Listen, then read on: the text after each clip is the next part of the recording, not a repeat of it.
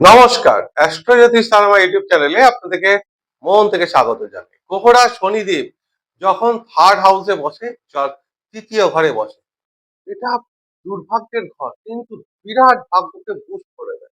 মানে শাস্ত্রের প্রচুর প্রশংসা করা হয়েছে কিছু কিছু লগ্নের জন্য। তো তৃতীয় ঘর থার্ড হাউস শনিদেব বসলে বিরাট রাজযোগের নাকি ফল দেয়। সেটাই আজকে আমার আলোচ্য বিষয়। তো ভিডিওটা শুরু করার আগে আপনাদের কাছে আমার আন্তরিক অনুরোধ, যারা প্রথম এই ভিডিওটা দেখছেন এবং চ্যানেলটিকে এখনো পর্যন্ত সাবস্ক্রাইব করেনি, অনুগ্রহ করে চ্যানেলটিকে সাবস্ক্রাইব করে দেবেন।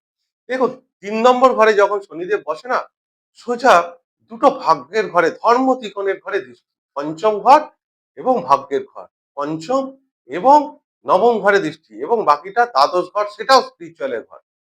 তো ধর্ম কর্মের সঙ্গে মারাত্মক ভাবে জুড়ে দেয় মানুষকে। কিন্তু ধর্মকর্ম মানে পুজো পাঠ নয়, মানুষের সঙ্গে কর্মে বিশ্বাসী, দুস্থ গরিব মানুষের সেবায় এরা নিজে প্রচুর পুণ্য অর্জন করে। এদের মন থেকে বিরাট একটা সফট মাইন্ডেড জেন্টেলম্যান হয়, কারোর ক্ষতি মন থেকে এরা আসে না, এদের আসেই না।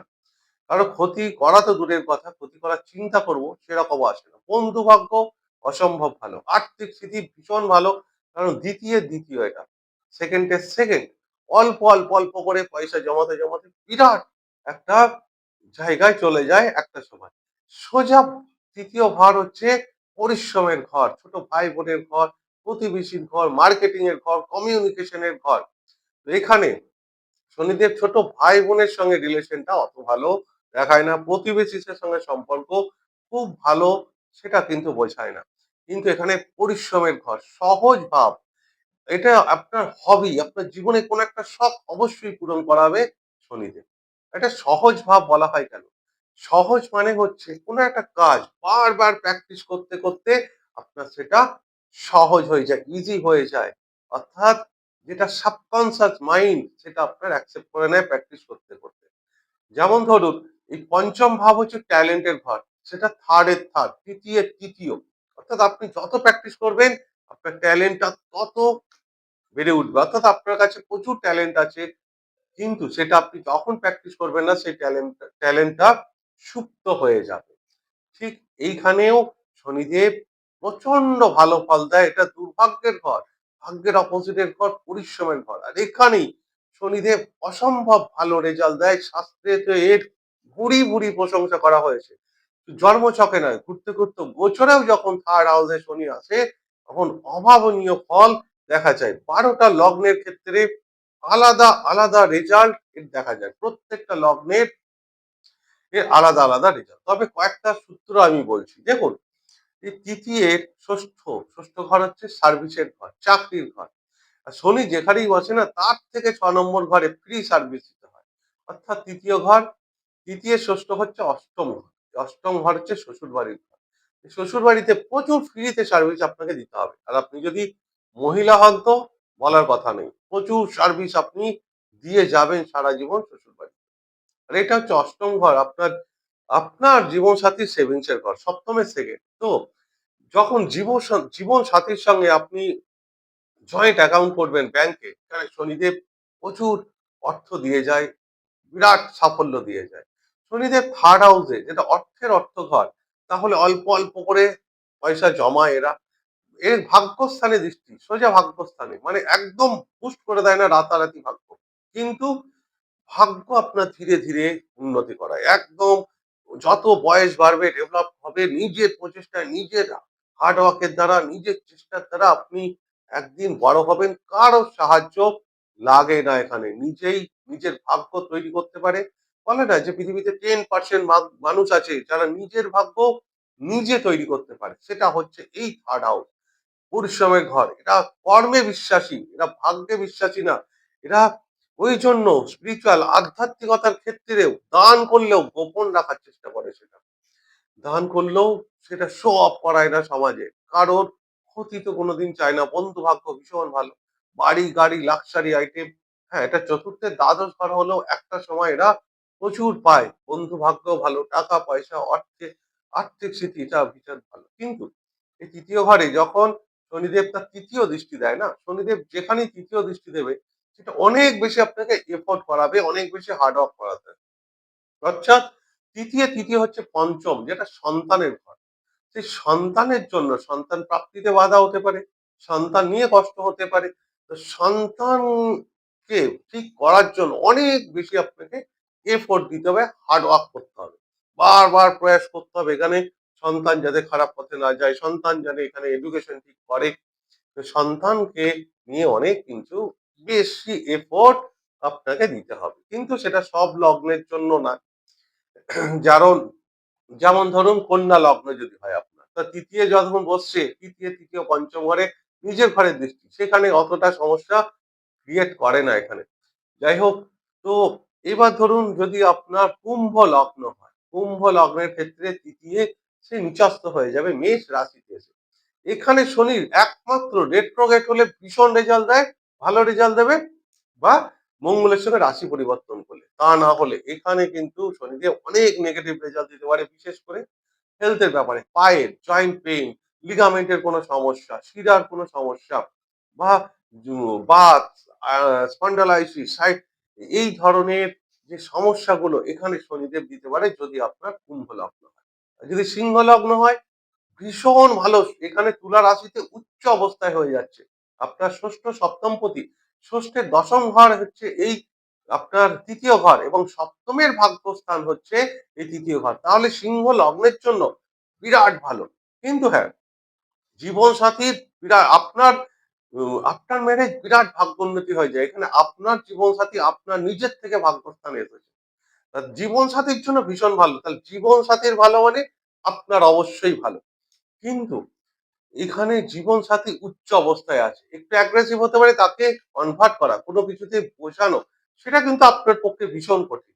কিন্তু আপনি যদি এখানে সারেন্ডার করে দেন, তাহলে এখানে ম্যারেড লাইফও বিরাট ভালো দেয়। ষষ্ঠ ঘর, ষষ্ঠে দশম ঘর, ষষ্ঠ নিয়ে যদি কোনো কর্ম আপনি করেন, মেডিকেল ফিল্ডে, ল নিয়ে যদি কাজ করেন, শনি এখানে বিরাট ভালো রেজাল্ট দেয়, মিলিয়ে নেবেন। এত ভালো রেজাল্ট দিতে পারে। শনির যেখানেই বসে তৃতীয় দ্বাদশ ঘর, সেই জায়গাটাকে বারবার আপস এন্ড ডাউন হতে হয়। তো তৃতীয় দ্বাদশ ঘর হচ্ছে সেকেন্ড হাউস, দ্বিতীয় ঘর। অল্প অল্প করে আপনি পয়সা জমাবেন, কিন্তু যখন আপনার খরচা হবে না, সেই পয়সাটা একবারে বেরিয়ে যেতে পারে এখানে শনিদেব, সেটা ভালো কাজেও হতে পারে। মেষ লগ্নের জন্য যে দশম এবং একাদশপতি, তাহলে দশমের ষষ্ঠ ঘর এবং একাদশের পঞ্চম ঘর ইজি মানি গেন, আর্থিক স্থিতি বিরাট ভালো করায়। হ্যাঁ, এখানে বাবার সম্পর্কে কিছু সমস্যা হতে পারে, কারণ সোজা আপনার ভাগ্য ঘরে দৃষ্টি পাওয়া, বাকি আপনার বৃহস্পতির অবস্থানটা যদি খারাপ হয়, তাহলে আপনার বাবার জায়গাটা নেগেটিভ হতে পারে। সেরকম বৃষ লগ্নের জন্য এটা সব থেকে যোগকারক হলো যে ভাগ্যপতি এবং দশমপতি, সে তৃতীয় ঘরে চলে আসছে কর্কট রাশিতে, জলীয় রাশি। এখানে যদি শনির একটা নক্ষত্র আছে, পুষ্যা নক্ষত্র, এই কর্কট রাশিতে শনি দেন ভালো রেজাল্ট দেবে। কিন্তু এখানে আপনার বাবার তার নেগেটিভ জায়গা, ভাগ্যবতী দুর্ভাগ্যের ঘরে চলে আসলো। কিন্তু অনেকে বলবে তো সোজা আপনার ভাগ্যের ঘরে দৃষ্টি দেবে। হ্যাঁ, দৃষ্টি দেবে। কিন্তু আপনার বাবা জীবনে অনেক সংঘর্ষ স্ট্রাগল করেছে, তারপরে সেই জায়গায় এসছে। আপনি আপনি নিজের ভাগ্য নিজে নিজে তৈরি করবেন। কারো সাপোর্ট দরকার নাই এখানে। আপনার ইজিলি যে ভাগ্য তৈরি হবে সেটা নয়, বৃষ লগ্নের জন্য থার্ড হাউসে। খুব খারাপ রেজাল্ট না, আবার বিরাট যে ভালো রেজাল্ট তা না। কারণ সব থেকে যোগকারক গ্রহটা আপনার দুর্ভাগ্যের ঘরে চলে আসবে। সেরকম মিথুন লগ্নের ক্ষেত্রে খুব কনফিউশন ব্যাপার, কারণ অষ্টম ঘরের মালিক আবার ভাগ্য ঘরের মালিক। একটা জন্মগোষ্ঠীর সব থেকে ভালো ঘর ভাগ্যর মালিক, আবার জন্মগোষ্ঠীর সব থেকে খারাপ ঘর অষ্টমের মালিক। তাহলে তৃতীয় ঘর সে যখন আসলো, তাহলে সিংহ রাশিতে বসলো, অর্থাৎ অষ্টমের অষ্টম ঘর ভাবত এখানে অ্যাস্ট্রোলজি, অকাল সায়েন্স, রিসার্চ, আপনি আইটি সেক্টর, ইঞ্জিনিয়ারিং ফিল্ডে বিরাট পজিটিভ রেজাল্ট, যে কোনো পিএইচডি করুন। হ্যাঁ, তো সেটা ভালো। ব্যাংকিং ফিনান্সিয়ালের জন্য অষ্টমের অষ্টম বিরাট বড় অ্যাস্ট্রোলজার বানাতে পারে এখানে, এই মিথুন লগ্নের জন্য। আবার নবমের এটা সপ্তম ঘর, তাহলে ভাগ্যের অপোজিট, পিতার মারক ঘর, এটা পিতার জন্য ভালো না। এই শনির দশায় পিতার হেলথে কোনো সমস্যা আপনার আসতে পারে। তো আপনার যেহেতু ভাগ্য স্থানে দৃষ্টি, ভাগ্য একদম ভাবে বুস্ট করবে তা না, 100% করবে, ধীরে ধীরে 34, 35, 36 যত আপনার বয়স হবে খুব ভালো। এখানে এই এরা মানুষ হিসাবে ভীষণ ভালো। থার্ড হাউসে যদি শনি থাকে না, আহ, যদি এখানে সিঙ্গেল একা বলছি, কারণ এখানে ধরুন রেট্রোগেট হয়ে গেল, সেটা নয়। রাহু কেতুর অ্যাক্সেসে মঙ্গল অ্যাক্সেস হচ্ছে, সম্পূর্ণ আলাদা রেজাল্ট হবে তার। যদি একা বসে থাকে। তাহলে সে মানুষকে 100% বিশ্বাস করা যায়। মন থেকে খুব ও মানে সহৃদয় ব্যক্তি। এক কথায় জেন্টলম্যান বলতে পারি এরা। কারোর কোনদিন খারাপ চায় না, কারো খারাপ পরামর্শ দেবে না, কারো কোনদিন ক্ষতি চাইবে না। অ্যা এতটা সহজ, ভালো মনের মানুষ। কারণ সোজা তৃতীয় পঞ্চম ঘর বলেছি যে দুটো ধর্ম ত্রিকোণের দৃষ্টি। পঞ্চম আবার নবম।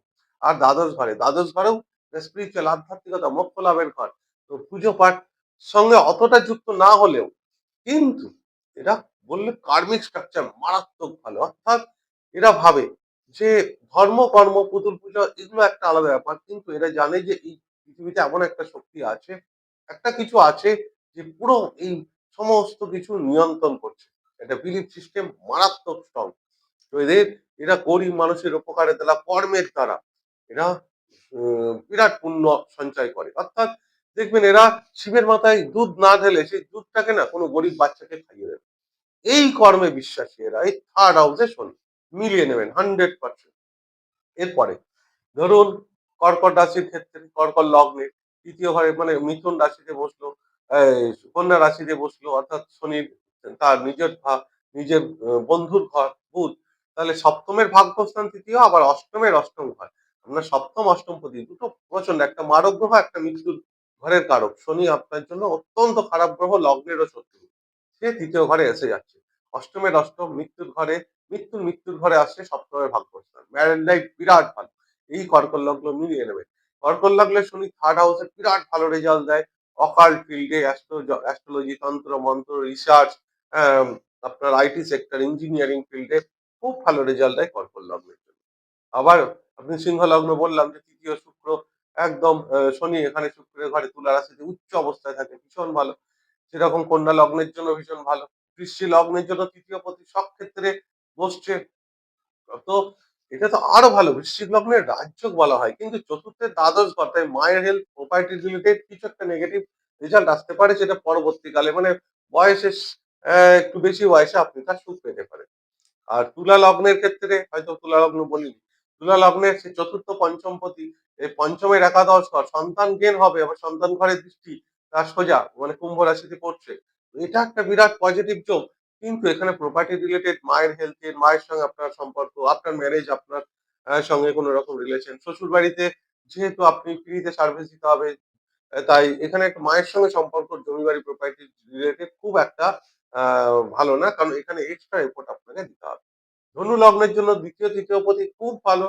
দ্বিতীয় ঘর আর্থিক জায়গা ভীষণ ভালো। মানে একটা সময় আসবে প্রচুর অর্থ আপনাকে এই গ্রহরা শনিদেব দেবে। মকর লগ্নের জন্য অসাধারণ ভালো। লগ্নপতি দ্বিতীয়পতি থার্ড হাউসে মীন রাশিতে বৃহস্পতির ঘরে, কোনো রকম নেগেটিভ রেজাল্ট না। ভীষণ ভালো রাজ্য বলা যায় মকর লগ্নের জন্য। কিন্তু আপনাকে নিজের চেষ্টায় নিজে হার্ড ওয়ার্কে করতে হবে। কুম্ভ লগ্ন বলেছি নেগেটিভ।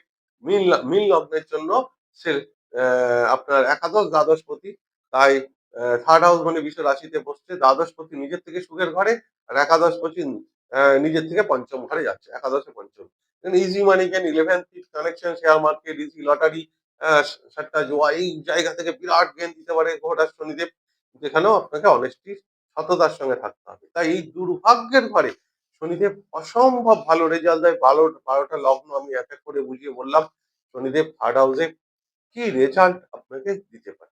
যাই হোক, এই গেল সম্পূর্ণ ভিডিওটা। ভিডিওটা যদি ভালো লাগে তাহলে অনুগ্রহ করে চ্যানেলটিকে সাবস্ক্রাইব করতে ভুলবেন না। এই ভিডিওটিকে লাইক এবং শেয়ার অবশ্যই করবেন। ঈশ্বরের কাছে প্রার্থনা করি সকলেই ভালো থাকুন এবং সুস্থ থাকুন। নমস্কার।